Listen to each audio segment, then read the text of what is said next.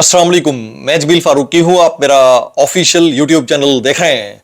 तमाम तारीफें उस ज़ात पाक के लिए जो हमारी शहरंग से भी करीब है और हमारी हर आने जाने वाली सांस के बीच में होने वाली मामूली सी जुम्बिश को भी बखूबी जानता है। और तमाम दुरूद पाक नबी आखिरुज़्ज़मा हज़रत मोहम्मद मुस्तफ़ा अहमद मुज्तबा सल्लल्लाहु अलैहि वसल्लम की ज़ात पाक के ऊपर जो वजह तख्लीक़ कायनात है, जिनकी वजह से हम हैं, जिनकी वजह से ये कुल कायनात है। आज जून 2026 की 22 तारीख है, पीर का दिन है। जिस वक्त वीडियो रिकॉर्ड हो रही है पाकिस्तानी वक्त के मुताबिक शाम के 7:15 बज चुके हैं। मेरी अंडरस्टैंडिंग में, मेरी नज़र में अब तक की 3-4 top Leeds, breaking developments, big stories हैं जो मैं आपके साथ शेयर करना चाहूंगा।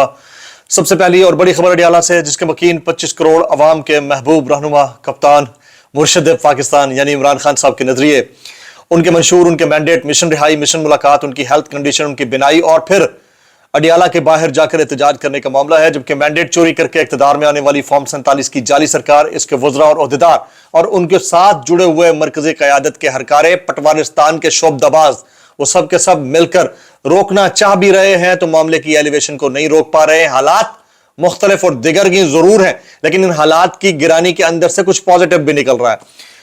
अचानक बड़ा अल्टीमेटम दे दिया गया है। ये अल्टीमेटम किसने दिया, कब के लिए दिया, कितना टाइम है, कितने बड़े चांसेस हैं, उसकी डिटेल्स और तफसीलात क्या रहेंगी वो शेयर करूंगा। इसके अलावा बैरिस्टर गौहर साहब ने कुछ दरख्वास्त की है खान साहब की फैमिली से, कुछ जाती नौयत की दरख्वास्त।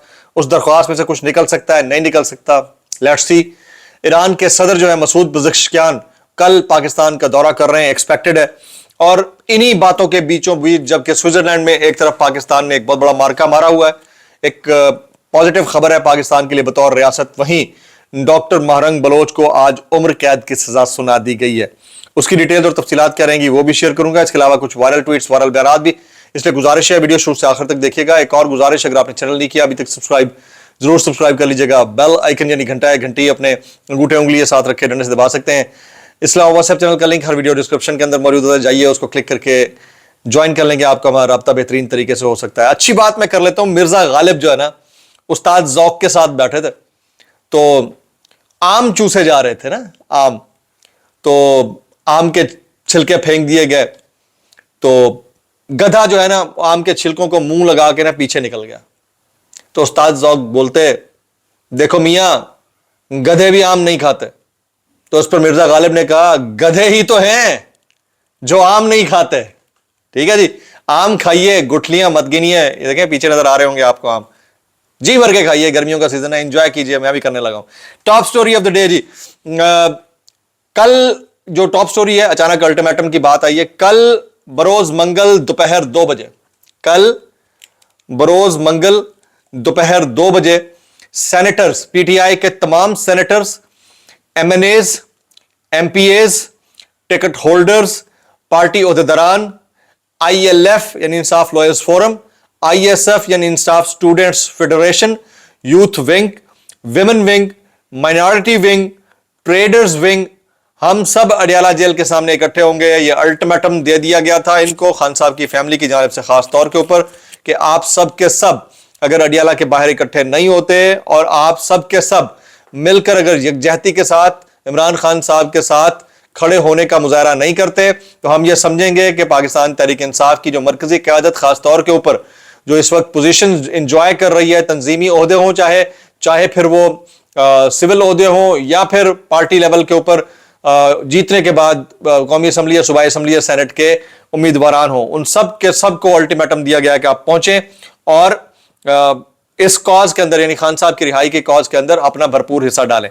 अब पिछले हफ्ते भी 10,000 लोगों की आमद की नवीद दी गई, कोई नहीं आया, ज्यादा नहीं आए लोग।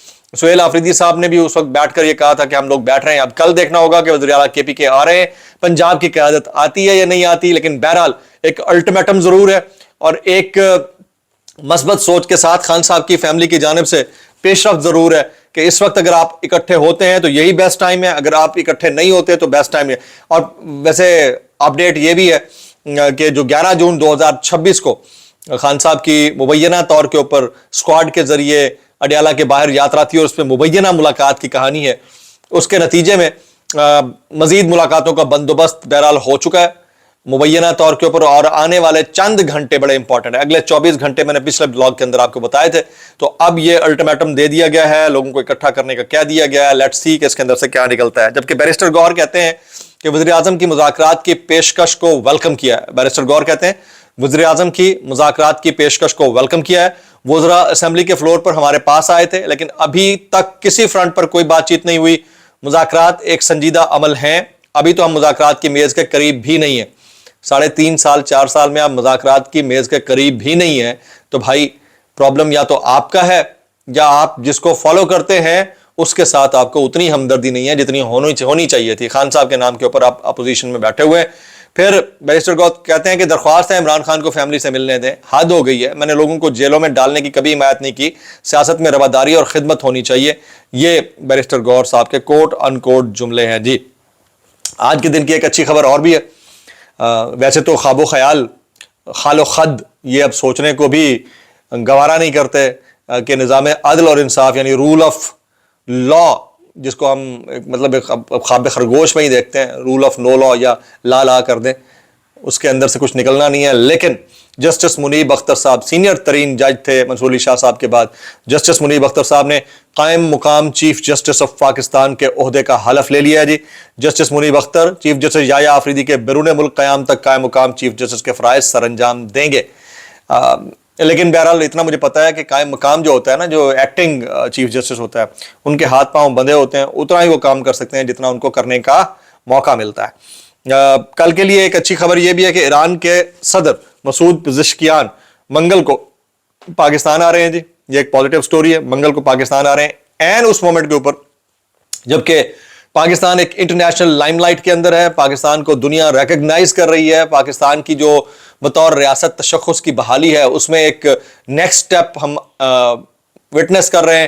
این اس مومنٹ کے اوپر آج کی اپڈیٹ یہ ہے کہ ڈاکٹر مہرنگ بلوچ کو عمر قید کی سزا سنا دی گئی. ایک طرف ڈاکٹر مہرنگ بلوچ کو عمر قید کی سزا, دوسری طرف ہمارے صحافی دوست ہیں ڈاکٹر شاعر ہیں فرحاد احمد فرحاد, ان کو جو ہے 16 MPO کے تحت اریسٹ کر لیا گیا, حراست میں لے لیا گیا ہے آزاد کشمیر کے علاقے باغ سے.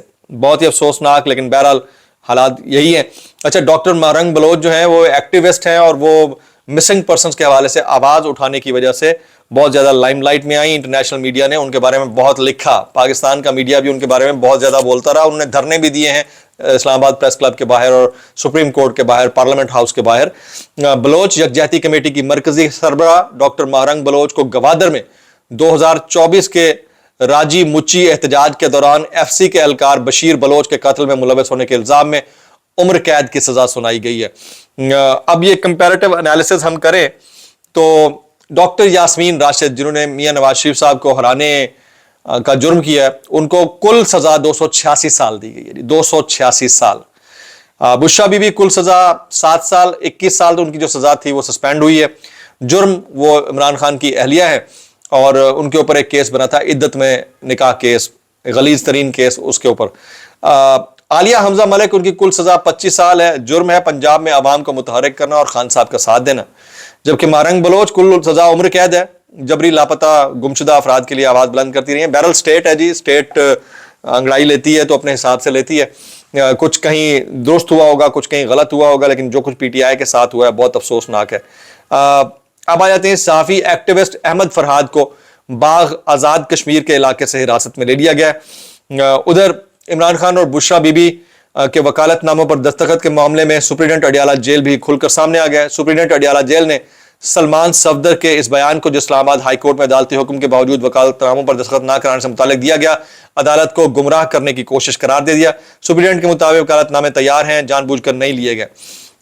اب یہ اوور آل ایک انٹرنیشنل پیراڈائم شفٹ بنا ہوا ہے جس میں پاکستان کا ایک بڑا کردار ہے. ایران, قطر, یہ خلیجی ممالک, امریکہ, یہ آپ کو پتا ہے کہ سوئٹزرلینڈ کے اندر موجود رہے اور بڑی زبردست ڈسکورس ہوئی. این اس مومنٹ کے اوپر سعودی عرب نے, سعودی ولی عہد محمد بن سلمان نے ٹرمپ سے اختلافات کا اشارہ دے دیا ہے. ہم مزید ٹرمپ کے ساتھ کھڑے نہیں رہ سکتے, ٹرمپ کو پہلے خود کو بچانا چاہیے پھر ہمیں بچانے کی بات کرنی چاہیے. اور میرے خیال میں جو ابراہم اکارڈ ہے اس میں پاکستان کا جو سے ہوگا وہ سعودیہ کے ساتھ ہوگا, مجھے لگتا ہے, میری اوپینین ہے, کوئی ڈس ایگری بھی کر سکتا ہے. پاکستان اور قطر کی ثالثی میں ایران امریکہ مذاکرات میں ایک اور اہم پیش رفت آئی ہے جی. ایران پر آئل اور پیٹرو کیمیکل مصنوعات کی ایکسپورٹ پر پابندی ختم کر دی گئی ہے. آبنائے ہرمز پر بحری ناکہ بندی ختم کر دی گئی. کچھ منجمد اثاثے بحال کرنے کا کہا گیا ہے. جبکہ علی امین گنڈا پور صاحب کہتے ہیں عمران خان کے لیے اخبار ٹی وی اور ملاقاتوں پر پابندیاں اس لیے لگائی جا رہی ہیں کہ ہمارا دباؤ کم ہو گیا ہے، ہمیں اسٹریٹ موومنٹ کے ذریعے دوبارہ دباؤ بڑھانا ہوگا۔ ہمارے ناراض اراکین کے بھی یہی تحفظات ہیں کہ عمران خان کی رہائی کے لیے کیے جانے والے اقدامات تسلی بخش نہیں ہیں، تاہم ان کے تحفظات سہیل آفریدی کے خلاف نہیں ہیں۔ اب آگے آ جاتے ہیں جی، امریکی صدر نے ٹرمپ نے یعنی ایران کو ایک مرتبہ پھر دھمکی دے دی ہے جی۔ ایک طرف ٹکٹون چل رہی ہے، ایک طرف بہتری چل رہی ہے، ایک طرف جو ہے لڑائیاں چل رہی ہیں۔ ایران نے مذاکرات میں لچک نہ دکھائی تو دوبارہ پوری قوت سے حملہ کریں گے، ایران کا مکمل صفایا کر دیں گے۔ جبکہ انہی باتوں کے بیچوں بیچ میں ابھی طلال چودھری صاحب کا ایک سٹیٹمنٹ دیکھ رہا تھا، وہ کہتے ہیں یہ لوگ P T I M N As, یہ لوگ یعنی پی ٹی آئی کے ایم این ایز یہاں محسن نقوی پر تنقید کرتے ہیں اور شام کو ٹائم لیتے ہیں۔ میں نے یہ خود دیکھا ہے۔ اگر ایسا ہے تو P T I M N As کو اپنی پوزیشن کلیئر کرنی چاہیے، یا پھر طلال چودھری صاحب کے اس بیان کے اوپر انہیں کسی فورم پر جانا چاہیے، ورنہ ان کا تو ویسے ستیہ ناش ہو ہی چکا ہے۔ کچھ وائرل بیانات اس ڈسکلیمر کے ساتھ، اگر آپ کو میری بات بھی لکھتی تو معذرت، زیادہ لکھتی انتہائی معذرت، اور زیادہ لکھتی سانو کی کیسے کر لیتے ہو یار۔ یہ ہماری کلیگ ہیں، فیلو ہیں فریہ ادریس صاحبہ کے ایک اور دلچسپ اقدام، قومی اسمبلی کے اسپیکر سزائے ایاز صادق نے قومی اسمبلی میں پی ٹی آئی اور اپوزیشن اراکین کی تقاریر نشر کر رہے ہیں، ان کی ترسیل پر عائد طویل عرصے سے جاری پابندیاں ختم کر دی ہیں، تاہم انہوں نے ساتھ ہی ایک سخت تنقید بھی جاری کی ہے کہ قواعد و ضوابط کی مکمل پابندی لازمی ہے۔ جناب یعنی مشروط اجازت ملی ہے، میں اتنا کہنا چاہوں گا۔ کیسے کر لیتے ہو یار؟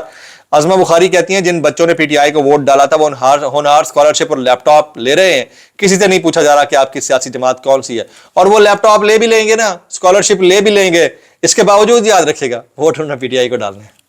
عقل مند ہیں، ان کو پتا ہے کہ کیسے کام لینا ہے۔ میں اتنا کہنا چاہوں گا کیسے کر لیتے ہو، انہیں پتا ہے کہ یہ صرف جو ہے نا پروگرامز کے نام چینج کر کے، لیبل چینج کر کے انہوں نے اپنے نام کر لیے ہیں، ان کو پتا ہے، بچے نہیں ہیں وہ۔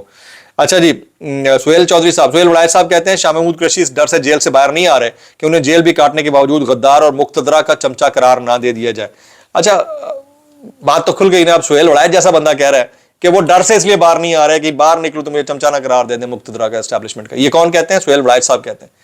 اس کا مطلب ہے کہ میں جو آپ کو اتنے عرصے سے کہتا آ رہا ہوں کہ پیرالل لیڈرشپ ریپلیسمنٹ پروجیکٹ کے طور پر ابھر سکتے ہیں، تو ان کو بھی کہیں ڈر ہے کہ میں باہر گیا تو لوگوں نے کہنا ہے کہ جناب یہ خان صاحب کو ریپلیس کرنے آیا ہے، اس کو ہم نہیں لائک کرتے۔ اب آپ کو بات میری سمجھ میں آئی ہے؟ سردار لطیف کھوسا کہتے ہیں کہ اتنے لمبے لمبے چوڑے چوڑے بھاشن دینے والے کہتے ہیں ہمارا سیاست سے کوئی تعلق نہیں ہے، تو اپنے آپ کو ٹھیک کریں۔ جبکہ رؤف کلاسا صاحب ویری امپورٹنٹلی وہ کہتے ہیں متنازع ٹیلی کام بل پر وزیر اعظم کی طرف سے بنائی گئی کمیٹی میں وہی افراد شامل ہیں جنہیں بل بنایا ہے، جن سے سوال پوچھنا چاہیے ان پر مشتمل کمیٹی بنا دی گئی ہے، جن کے خلاف انکوائری ہونی چاہیے وہ خود ہی جج بن گئے ہیں، خود ہی جیوری بن گئے ہیں۔ یہ المیہ ہے جی، جن کے خلاف آپ کو ایکشن لینا ہوتا ہے وہی اس کے انکوائری کمیٹی کے ہیڈ کر رہے ہوتے ہیں۔ یہ اس ملک کا المیہ ہے، افسوسناک ہے۔ میکسیمم کامنٹ دعا میں یاد رکھیے گا۔ السلام علیکم ورحمۃ اللہ وبرکاتہ۔